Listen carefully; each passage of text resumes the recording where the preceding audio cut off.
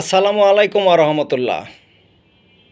বন্ধুরা, ভিউ হোক আর না হোক, আল্লাহর নামের রহমত ছড়ানো রফিক কখনো বন্ধ করবে না।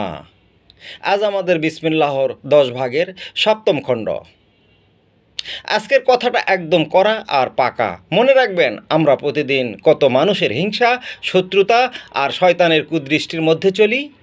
কিন্তু আপনি কি জানেন, ঘর থেকে বের হওয়ার সময় বা যে কোনো কাজের শুরুতে আপনি যখন বুক ফুলিয়ে বিসমিল্লাহির রহমানির রহিম বলবেন, তখন স্বয়ং আল্লাহ আপনার সামনে এক অদৃশ্য দেয়াল তৈরি করে দেন।